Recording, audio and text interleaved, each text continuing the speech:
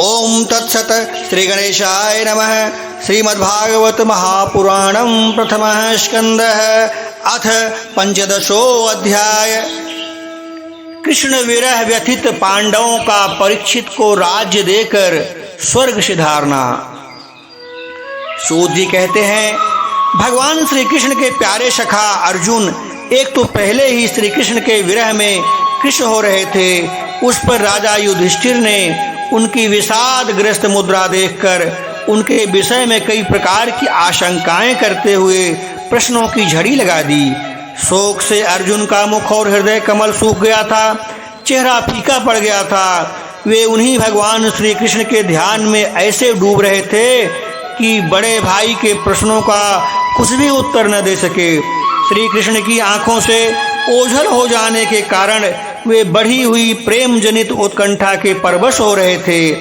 रथ हाँकने टहलने आदि के समय भगवान ने उनके साथ जो मित्रता, अभिन्न हृदयता और प्रेम से भरे हुए व्यवहार किए थे, उनकी याद आ रही है। बड़े कष्ट से उन्होंने अपने शोक का वेग रोका, हाथ से नेत्रों के आंसू पोंछे और फिर रुधे हुए गले से अपने बड़े भाई राजा युधिष्ठिर से कहा। अर्जुन बोले, महाराज, मेरे ममेरे भाई अथवा अनन्य घनिष्ठ मित्र का रूप धारण कर श्री कृष्ण ने मुझे ठग लिया। मेरे जिस प्रबल पराक्रम से बड़े बड़े देवता भी आश्चर्य में डूब जाते थे, उसे श्री कृष्ण ने मुझसे छीन लिया। जैसे यह शरीर प्राण से रहित होने पर मृतक कहलाता है, वैसे ही उनके क्षण भर के वियोग से यह संसार अप्रिय सा दिखने लगता है। उनके आश्रय से द्रौपदी स्वयंवर में राजा द्रुपद के घर पर आए हुए कमोन्मत्त राजाओं का तेज मैंने हरण कर लिया। धनुष पर बाण चढ़ाकर मत्स्वेद किया और इस प्रकार द्रौपदी को प्राप्त किया था। उनकी सानिध्य मात्र से मैंने समस्त देवताओं के साथ इंद्र को अपने बल से जीतकर अग्निदेव को उनकी तृप्ति के लिए खांडव वन का दान कर दिया था और मैदानों की निर्माण की हुई अलौकिक कला कौशल से युक्त मायामयी सभा प्राप्त की। और आपके यज्ञ में सब ओर से आकर राजाओं ने अनेकों प्रकार की भेंटें समर्पित की। 10,000 हाथियों की शक्ति और बल से संपन्न आपके इन छोटे भाई भीमसेन ने उन्हीं की शक्ति से राजाओं के सिर पर पैर रखने वाले अभिमानी जरासंध का वध किया था। तदंतर उन्हीं भगवान ने उन बहुत से राजाओं को मुक्त किया जिनको जरासंध ने महाभैरव यज्ञ में बलि चढ़ाने के लिए बंदी बना रखा था। उन सब राजाओं ने आपके यज्ञ में अनेकों प्रकार के उपहार दिए थे।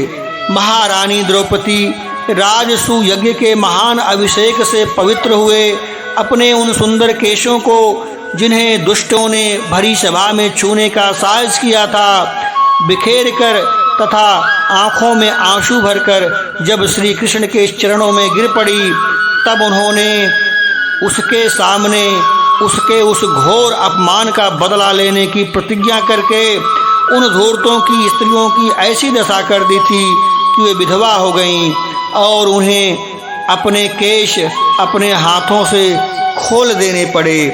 वनवास के समय हमारे वैरी दुर्योधन के षड्यंत्र से 10,000 शिष्यों को साथ बिठाकर भोजन करने वाले महर्षि दुर्वासा ने हमें दुष्टर संकट में डाल दिया था। उस समय उन्होंने द्रौपदी के पात्र में बची हुई साग की एक पत्ती ही भोग लगाकर हमारी रक्षा की थी। उनके ऐसा कहते ही नदी में स्नान करती हुई मुनि मंडली को ऐसा प्रतीत हुआ मानो उनकी तो बात ही क्या है, सारी त्रिलोक ही तृप्त हो गई है। उनके प्रताप से मैंने युद्ध में पार्वती सहित भगवान शंकर को आश्चर्य में डाल दिया था। उन्होंने मुझको अपना पशुपत नामक अस्त्र दिया। साथ ही दूसरे लोकपालों ने भी प्रसन्न होकर अपने अपने अस्त्र मुझे दिए।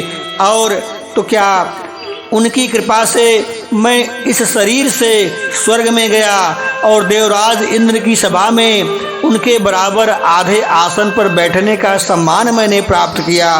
उनके आग्रह से जब मैं स्वर्ग में ही कुछ दिनों तक रह गया, तब इंद्र के साथ समस्त देवताओं ने मेरी इन्हीं गांडी धारण करने वाली भुजाओं का निवात कवच आदि दैत्यों को मारने के लिए आश्रय लिया।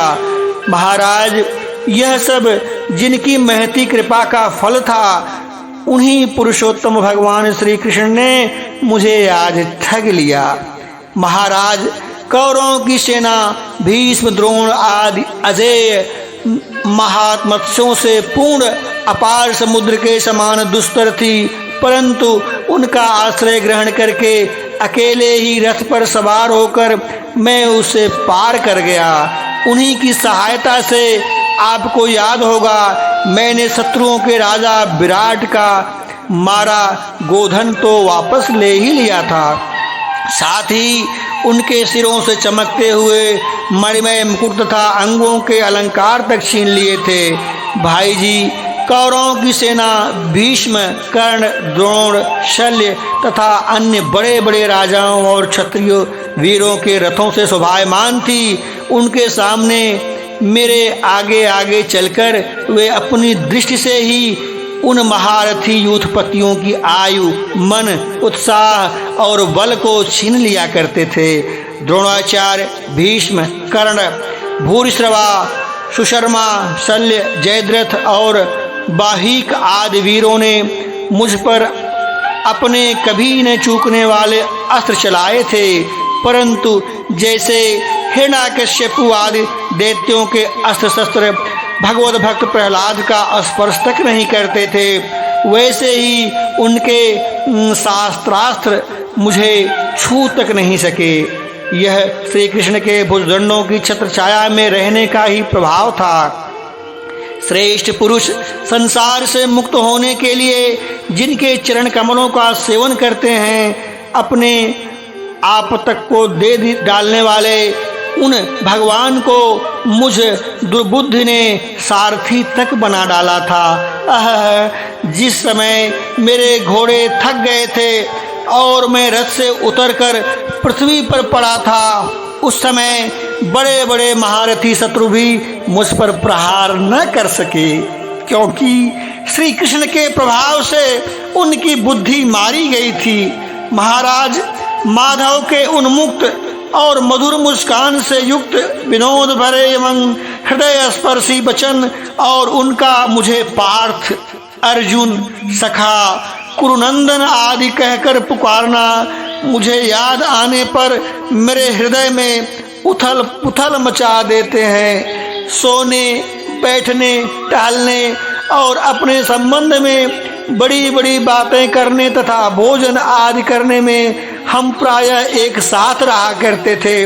किसी किसी दिन मैं व्यंग से उन्हें कह देता था, मित्र तुम तो बड़े सत्यवादी हो।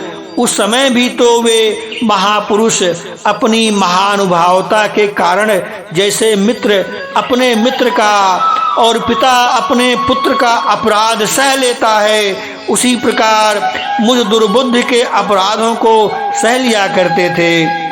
महाराज, जो मेरे सखा प्रिय मित्र नहीं मेरे हृदय में ही थे, उन्हीं पुरुषोत्तम भगवान से मैं रहित हो गया हूँ। भगवान की पत्नियों को द्वारका से अपने साथ ला रहा था, परंतु मार्ग में दुष्ट गोपों ने मुझे एक अबला की भांति हरा दिया और मैं उनकी रक्षा नहीं कर सका। वही मेरा गांडीव धनुष है, वे ही बाण हैं, वही रथ है, वही घोड़े हैं और वही मैं हूँ। वही रथी अर्जुन हूँ जिसके सामने बड़े बड़े लोग सिर झुकाया करते थे। श्री कृष्ण के बिना ये सब एक ही क्षण में नहीं के समान सार शून्य हो गए हैं। ठीक उसी तरह जैसे भस्मों में डाली हुई आहुति, कपट भरी सेवा और ऊसर में बोया हुआ बीज व्यर्थ हो जाता है, राजन, आपने द्वारिकावासी अपने जिन सुहृद संबंधियों की बात पूछी है वे ब्राह्मणों के शापवश मोहग्रस्त हो गए हैं और वारुणी मदिरा के पान से मदोन्मत होकर अपरिचितों की भांति आपस में ही एक दूसरे से भिड़ गए हैं और घूंसों से मार पीट कर सब के सब नष्ट हो गए। उनमें से केवल 4-5 ही बचे हैं। वास्तव में यह सर्वशक्तिमान भगवान की ही लीला है कि संसार के प्राणी परस्पर एक दूसरे का पालन पोषण भी करते हैं और एक दूसरे को मार भी डालते हैं। राजन, जिस प्रकार जलचरों में बड़े जंतु छोटे को, बलवान दुर्बलों को एवं बड़े और बलवान भी परस्पर एक दूसरे को खा जाते हैं, उसी प्रकार अतिशय बली और बड़े यदुवंशियों के द्वारा भगवान ने दूसरे राजाओं का संहार कराया। तत्पश्चात यदुवंशियों के द्वारा ही एक से दूसरे यदुवंशी का नाश करा के पूर्ण रूप से पृथ्वी का भार उतार दिया। भगवान श्री कृष्ण ने मुझे जो शिक्षाएं दी थी, मैं देश काल और प्रयोजन के अनुरूप तथा हृदय के ताप को शांत करने वाली थी, स्मरण आते ही वे हमारे चित्त का हरण कर लेती हैं। सूत जी कहते हैं, इस प्रकार प्रगाढ़ प्रेम से भगवान श्री कृष्ण के चरण कमलों का चिंतन करते करते अर्जुन की चित्तवृत्ति अत्यंत निर्मल और प्रशांत हो गई। उनकी प्रेममयी भक्ति भगवान श्री कृष्ण के चरण कमलों में अहर्निश चिंतन से अत्यंत बढ़ गई। भक्ति के वेग ने उनके हृदय को मथ कर इसमें से सारे विकारों को बाहर निकाल दिया। उन्हें युद्ध के प्रारंभ में भगवान के द्वारा उपदेश किया हुआ गीता पुनः स्मरण हो आया, जिसकी काल के विधान और कर्मों के विस्तार के कारण प्रमादवश कुछ दिनों के लिए विस्मृति हो गई थी। ब्रह्म ज्ञान की प्राप्ति से माया का आवरण भंग होकर गुणातीत अवस्था प्राप्त हो गई। द्वैत का संशय निवृत्त हो गया, सूक्ष्म शरीर भंग हुआ, वे शोक एवं जन्म मृत्यु के चक्र से सर्वदा मुक्त हो गए। भगवान के स्वधागमन और यदुवंश के संहार का वृतांत सुनकर निश्चलमति युधिष्ठिर ने स्वर्गारोहण का निश्चय किया। कुंती ने भी अर्जुन के मुख से यदुवंशियों के नाश और भगवान के स्वधाम गमन की बात सुनकर अनन्य भक्ति से अपने हृदय को भगवान श्री कृष्ण में लगा दिया और सदा के लिए इस जन्म मृत्यु संसार से अपना मुंह मोड़ लिया। भगवान श्री कृष्ण ने लोक दृष्टि में जिस यादव शरीर से पृथ्वी का भार उतारा था, उसका वैसे ही परित्याग कर दिया, जैसे कोई कांटे से कांटा निकालकर फिर दोनों को फेंक देता है। भगवान की दृष्टि में दोनों ही समान थे। जैसे वे नट के समान मत्स्यादि रूप धारण करते हैं और फिर उनका त्याग कर देते हैं, वैसे ही उन्होंने जिस यादव शरीर से पृथ्वी का भार दूर किया था, उसे त्याग भी दिया। जिनकी मधुर लीलाएं श्रवण करने योग्य हैं, उन भगवान श्री कृष्ण ने जब अपने मनुष्य के से शरीर से इस पृथ्वी का परित्याग कर दिया, उसी दिन विचारहीन लोगों को अधर्म में फंसाने वाला कलयुग आ धमका। महाराज युधिष्ठिर ने कलयुग का फैसला छिपा न रहा। उन्होंने देखा देश में, नगर में, घरों में और प्राणियों में लोभ, असत्य, छल, हिंसा आदि अधर्मों की बढ़ती सी हो गई है। तब उन्होंने महाप्रस्थान का निश्चय किया। उन्होंने अपने विनयी पौत्र परीक्षित को, जो गुणों में उन्हीं के समान थे, समुद्र से घिरी हुई पृथ्वी के सम्राट पद पर हस्तिनापुर में अभिषिक्त किया।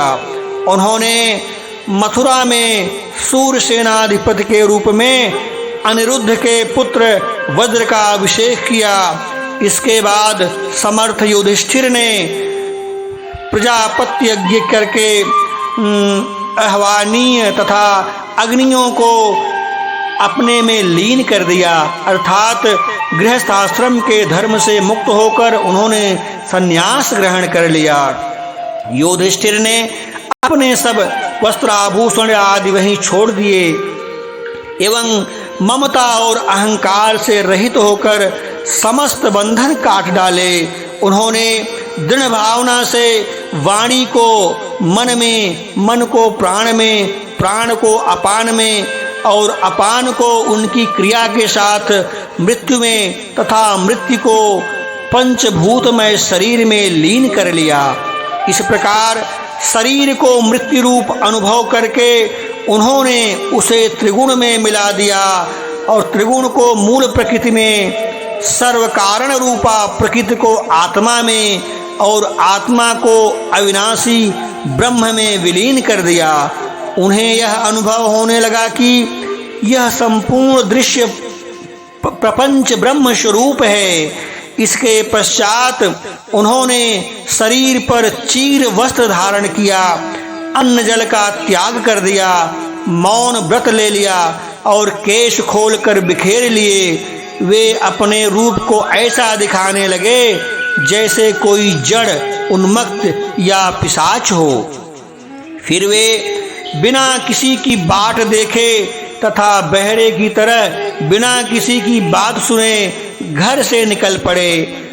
हृदय में उस परम ब्रह्म का ध्यान करते हुए जिसको प्राप्त करके फिर लौटना नहीं होता, उन्होंने उत्तर दिशा की यात्रा की, जिस ओर पहले बड़े बड़े महात्मा जन जा चुके थे। भीमसेन, अर्जुन आदि युधिष्ठिर के छोटे भाइयों ने भी देखा कि अब पृथ्वी में सभी लोगों को अधर्म के सहायक कलयुग ने प्रभावित कर डाला है। इसीलिए वे भी श्री कृष्ण चरणों की प्राप्ति का दृढ़ निश्चय करके अपने बड़े भाई के पीछे पीछे चल पड़े। उन्होंने जीवन के सभी लाभ भली भांति प्राप्त कर लिए थे। इसीलिए यह निश्चय करके कि भगवान श्री कृष्ण के चरण कमल ही हमारे परम पुरुषार्थ हैं, उन्होंने उन्हें हृदय में धारण किया। पांडवों के हृदय में भगवान श्री कृष्ण के चरण कमलों के ध्यान से भक्तिभाव उमड़ आया। उनकी बुद्धि सर्वथा शुद्ध होकर भगवान श्री कृष्ण के उन सर्वोत्कृष्ट स्वरूप में अनन्य भाव से स्थिर हो गई। उसमें निष्पाप पुरुष ही स्थिर हो पाते हैं। फलतः उन्होंने अपने विशुद्ध अंतःकरण से स्वयं ही वह गति प्राप्त की जो विषयासक्त दुष्ट मनुष्यों को कभी प्राप्त नहीं हो सकती। संयमी एवं श्री कृष्ण के प्रेमावेश में मुग्ध भगवन्मय विदुर जी ने भी अपने शरीर को प्रभास क्षेत्र में त्याग दिया। उस समय उन्हें लेने के लिए आए हुए पितरों के साथ वे अपने लोक यमलोक को चले गए। द्रौपदी ने देखा कि अब पांडव लोग निरपेक्ष हो गए हैं, तब वे अनन्य प्रेम से भगवान श्री कृष्ण का ही चिंतन करके उन्हें प्राप्त हो गईं।